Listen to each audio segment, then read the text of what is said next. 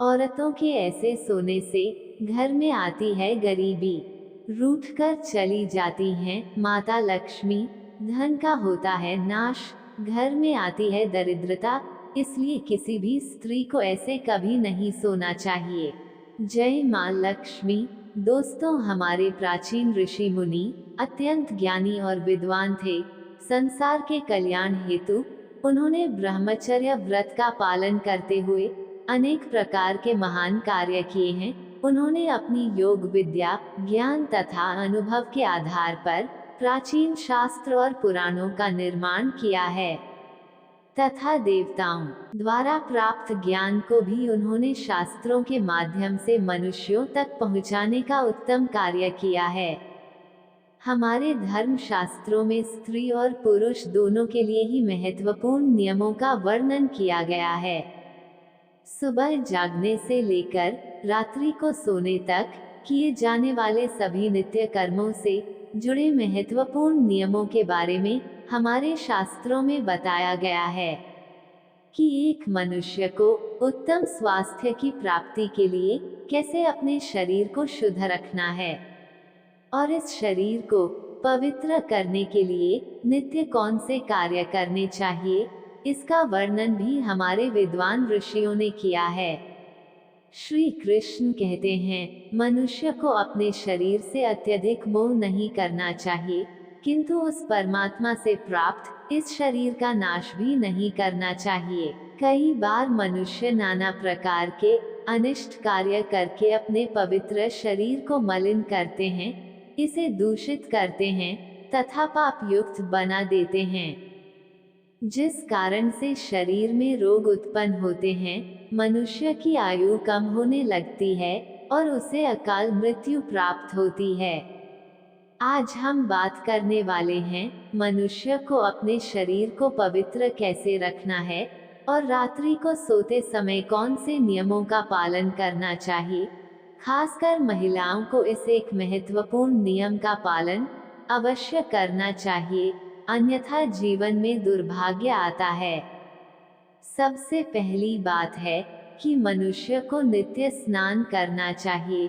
बिना स्नान किया कभी नहीं रहना चाहिए। स्नान से ही शरीर की शुद्धि होती है।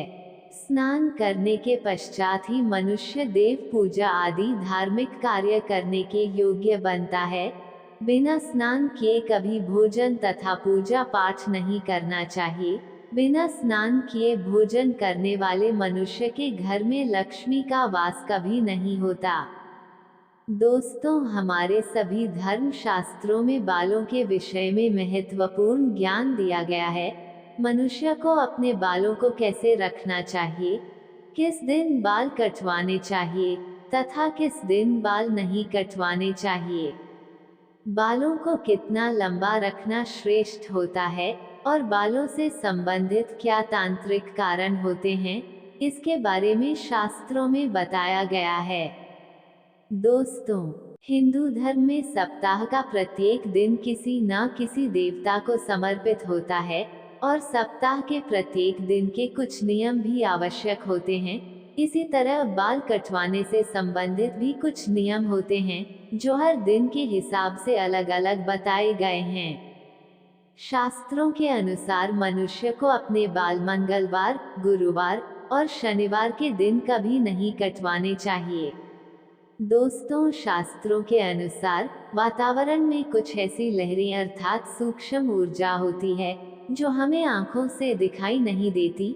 ये सूक्ष्म ऊर्जा हमारे सभी क्रियाकलापों पर प्रभाव डालती है, लेकिन कुछ विशेष तिथियां पर ये लहरें बहुत अधिक सक्रिय अथवा तेज हो जाती है।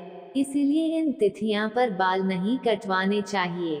अमावस्या पूर्णिमा के दिन बाल कटवाना बहुत ही अशुभ माना गया है। इस दिन जो अपने बाल काटता है उसके जीवन में नकारात्मकता और दुर्भाग्य आता है। साथ ही मध्य रात्रि में भी अपने बाल नहीं कटवाने चाहिए।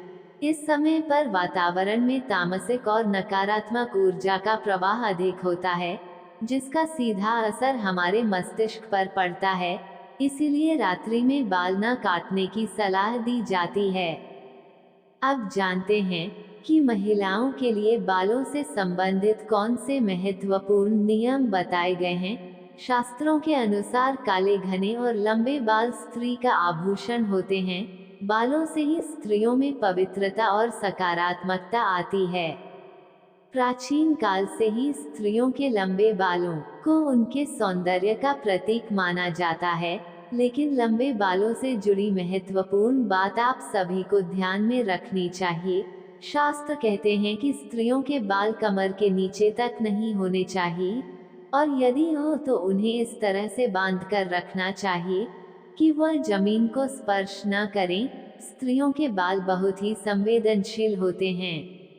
बाल जमीन पर टकराने से जमीन पर फैली नकारात्मक ऊर्जा बालों के माध्यम से मस्तिष्क में प्रवेश करती है और इसके नकारात्मक परिणाम भोगने पड़ते हैं।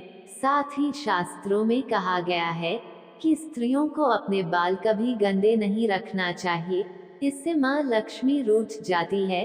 साथ ही स्त्रियों को अपनी मांग में सिंदूर अवश्य लगाना चाहिए, इससे स्त्रियों को सौभाग्य की प्राप्ति होती है।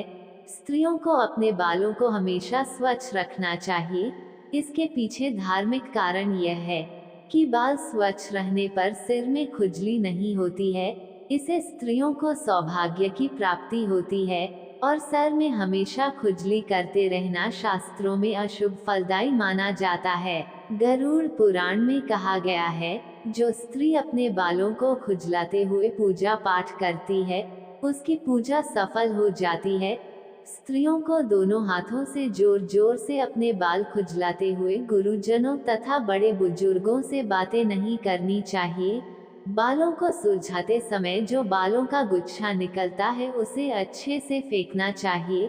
उसे यहाँ वहाँ फेंकने पर उसका दुरुपयोग हो सकता है, क्योंकि तंत्र मंत्र साधना और जादू टोने में हमेशा लंबे बालों का उपयोग किया जाता है। मित्रों, वीडियो को लाइक और चैनल को सब्सक्राइब जरूर करें। धन्यवाद।